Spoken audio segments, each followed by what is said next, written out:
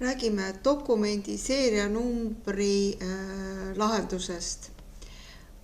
Antud näidatav lahendus töötab vaid klassiku versioonil ja kõige esimeseks tuleks kindlasti arvestada, et see on tasuline ja helpdeski poolt eraldi paigaldatav. Selle eelduseks on, et settings, all settings ja matrix dimensions või maatriksi dimensioonide all on loodud selline nagu SN. Ja sellel SN-il peaks olema väärtus gen, nii siis koodi kui nimena. Seejärel tootena loome sellise toote, mis on oma olemuselt maatrikstoode ja maatrikstoote dimensiooni all on siis valik gen ja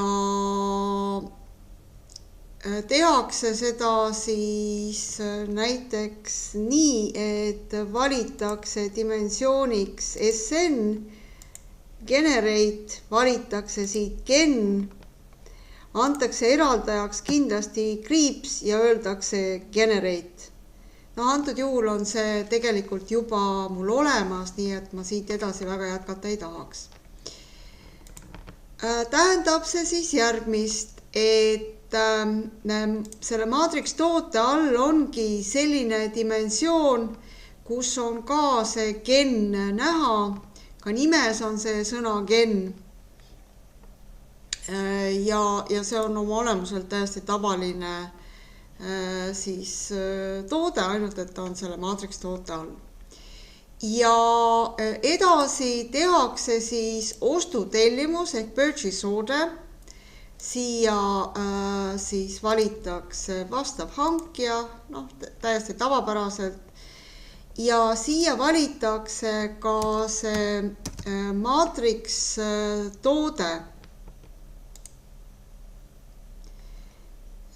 Antakse vastav hind, antakse ka siis dimensiooni kogus ja öeldakse save. Ja neid ridu võib muidugi olla mitu.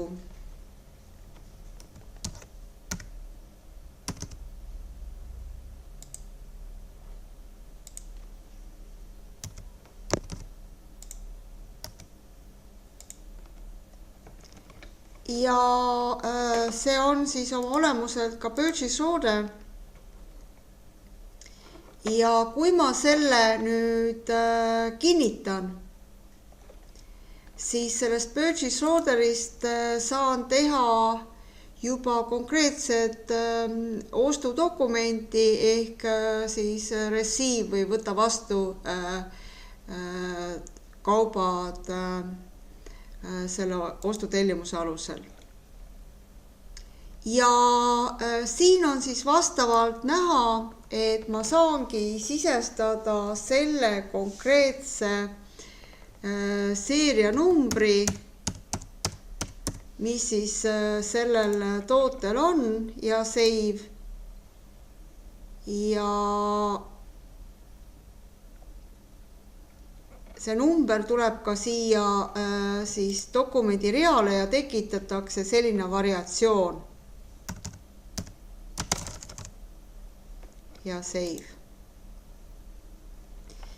Ja kui ma nüüd panen siia ka mingisuguse ostudokumendi numbri ja kinnitan, siis nüüd ma saan neid tooteid ka selles mõttes jälgida, sest igale tootele tekitati eraldi kaart, kus on ka siis see seerianumber, ka siia EAN-i kohale pannakse see seerianumber, ka nimesse pannakse seerianumber.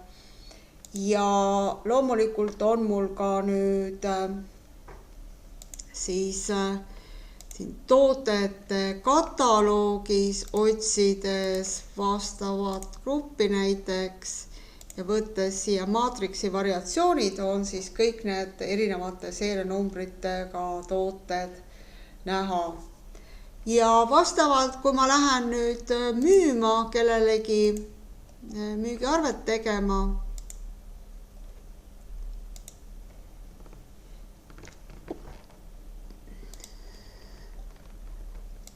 ja valin selle sama toote,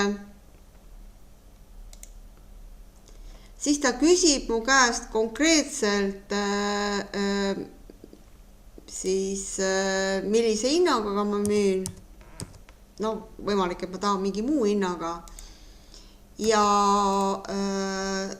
vastavalt saan selle seerianumbri siia siis valida, et millise seerianumbriga toote ma müüsin. Ja selline variatsioon siis ka vastavalt valitakse. Kui ma seda vaatan, siis näen, et see sama variatsioon, mida ma ennist näitasin.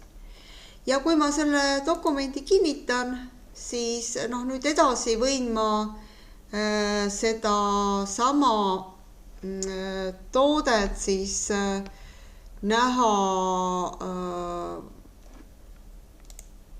kas või siin tootekohases laoarvestuses, et just see toode, see variatsioon liikus ja millise hinnaga või mis tahes siis müügiaruandes käsitletakse teda kui täiesti tavalist maatriksi variatsiooni.